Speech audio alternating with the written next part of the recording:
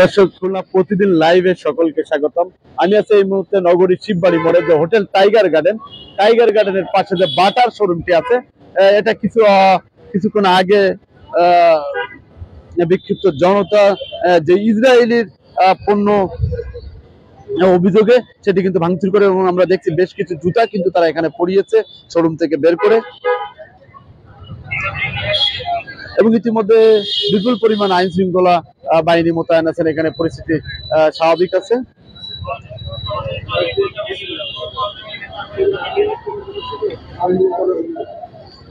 এই কিছুক্ষণ আগে কিন্তু এই বাটার শোরুমটি কিন্তু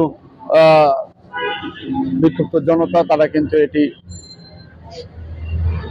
না, লাইট জ্বালানো নেই, এবং আমরা দেখছি বর্তমানে আইন শৃঙ্খলা বাহিনী কিন্তু এখানে মোতায়েন আছেন যেন আর কোনো এখানে ঘটনা না ঘটে সেজন্য।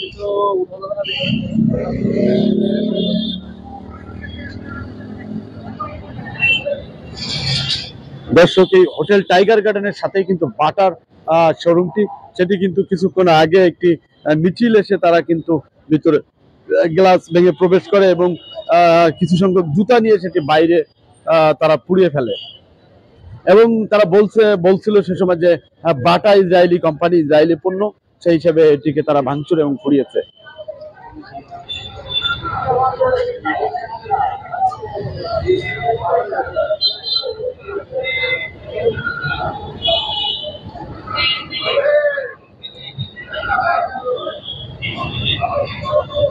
দর্শক, আমরা একটু যদি আপনাদের দেখাই তারা কি কি ভাঙচুর এখানে করেছে। যে তারা এখানে গ্লাস ভাঙচুর করেছে, এবং আমরা যে বাইরে দেখিয়েছি কিছু সংখ্যক জুতা নিয়ে তারা কিন্তু পুড়িয়ে দিয়েছে, এবং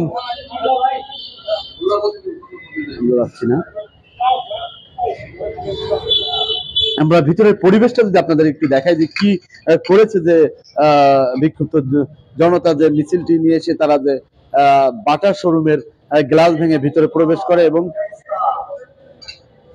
এবং তারা এখান থেকে জুতা বের করে নিয়ে বাইরে পুড়িয়ে দেয়, এবং এটা অভিযোগ তোলে যে এটা ইসরায়েলি পণ্য। সেই অভিযোগে তারা কিন্তু ভাঙচুর এবং জুতা পুড়িয়ে দেয়।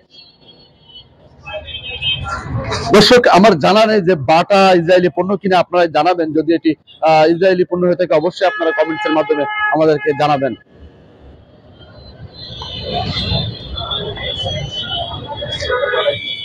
দর্শক, ইতিমধ্যে কিন্তু আইন শৃঙ্খলা বাহিনীর সদস্যরা কিন্তু এখানে মোতায়েন আছে, এবং তারা কাজ করছেন আইন শৃঙ্খলা পরিস্থিতি স্বাভাবিক রাখার জন্য, আর কোনো অনাকাঙ্ক্ষিত ঘটনা না হয় সেজন্য তারা কিন্তু এখানে কঠোর অবস্থান নিয়েছেন।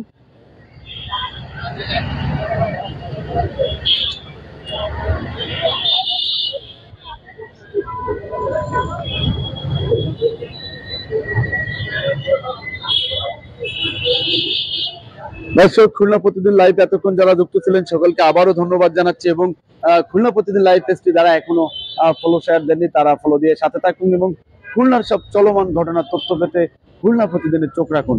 ভালো থাকবেন, সুস্থ থাকবেন, নিরাপদে থাকবেন। আল্লাহ হাফেজ।